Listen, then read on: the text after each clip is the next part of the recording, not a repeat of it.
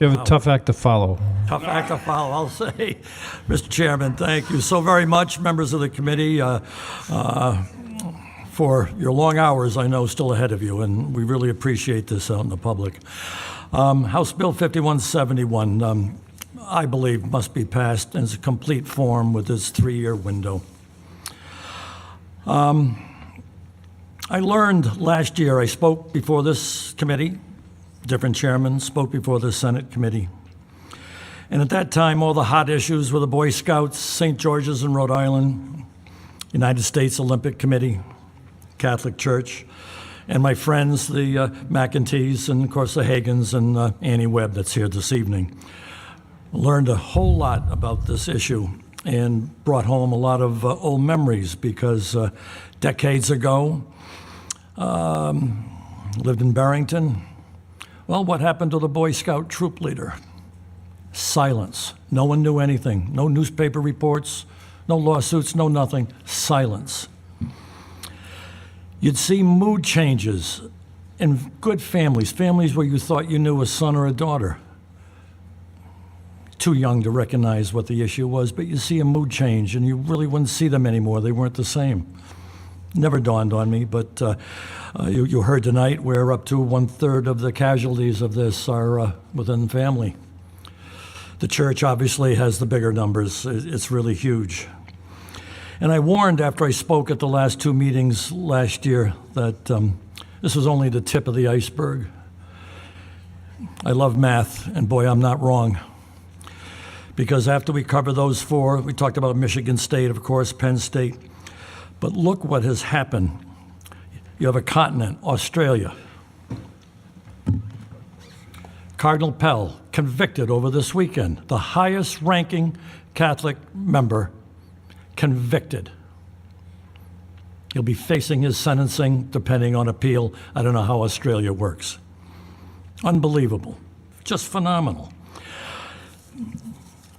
Brought in newspaper from last week. Look what the Pope has to face here. Argentina, his home country, is beginning to see the eruption of the scandal, with some cases even implicating the pontiff himself. Ay, ay, ay. Just told you about Australia. Chile. Pope Francis discovered firsthand just how pervasive clerical sex abuse is and how effectively it has been covered up by the Catholic hierarchy. France. Cardinal going on trial. His name is Bernard Brainat, sexually abused many young scouts in the Catholic Church, going to trial. This is the amazing thing. Italy and the Vatican City. This is phenomenal. In Italy and the Vatican City, there is no legal requirement for clergy to report suspected sexual abuse to police. That's mind-boggling, absolutely mind-boggling. Who do you turn to? You can't turn to your church. You can't turn to the police. Who is left? Just phenomenal, absolutely phenomenal. Ireland. I'm an O'Neill, you can only imagine. Tens of thousands of children suffered wide-ranging abuses in the church-run workhouse-style institutions, and how Irish bishops shutted down pedophiles throughout Ireland. This is just awful. But to go back to the tip of the iceberg, just a couple things to bring up. You heard tonight, and I got all my notes, I took lots of notes, but California, Minnesota, Delaware, and Hawaii, Georgia, and Michigan have the look-back clauses. On deck, we've got New York, which just passed theirs, New Jersey coming up, just in the newspaper, all 5 dioceses, thousands. It's just incredible. Pennsylvania, Rhode Island, we're on deck for these look-back clauses. What an opportunity for this state to act to help out the victims, these kids. And kids, by the way, are also young adults. You heard from Jim Scanlon tonight, teenager, hockey, tough, rough, raped constantly. And another thing that we've got to get by here, the softness of the language, sexual abuse. This is hardcore rape. Hardcore rape is what this is. There's no 2 ways about it. So we have to call it what it is. And you heard true testimony tonight. And she and they and others didn't give you the whole 9 yards of it either. Weekly, monthly, for 5 and 6 years? What Rhode Island victims need is this encouragement. They need the House, the Senate, the floor, overwhelmingly and quickly to pass this legislation in full. They need to know that they're believed. They need to know there is a pathway for them. But if this state shuts it down and only makes it prospective, you're just kicking the can down the road. I'm sorry, Mr. Silverman, wherever you are. This would be horrific for just tens of thousands of people, repressed or otherwise, or like that brave young man that came through tonight, bullying or otherwise. You can't let this go on. You just can't let this go on. So here we are again. And I'm going to tell you one more time, this is just the tip of the iceberg this time around. Take a look at what we don't have coming at us at the moment. Brazil, Mexico, Latin and Central America, Argentina, Europe, Africa. You have got hundreds of thousands, possibly, of victims. These are the Catholic hierarchy places on this globe. Think about that. This is absolutely incredible. Absolutely incredible. A couple more things here. I'm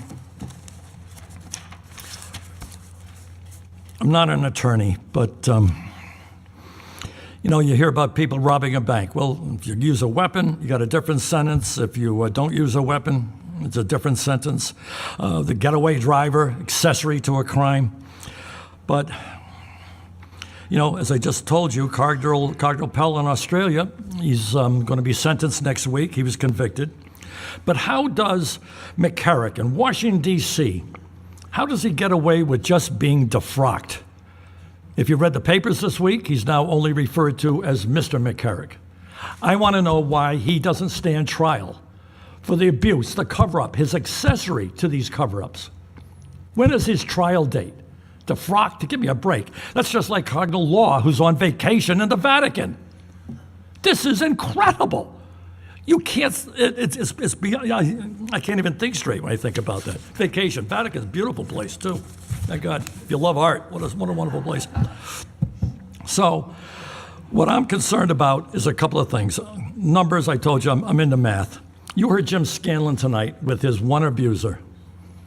88 others, own testimony.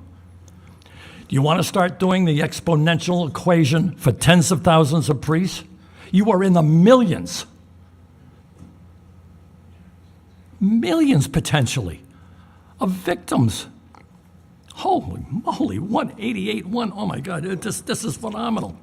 The other thing that's really bothering me here, and I really thank Mrs. Fogarty for her testimony this evening, church and the state. I always thought things were supposed to be separate.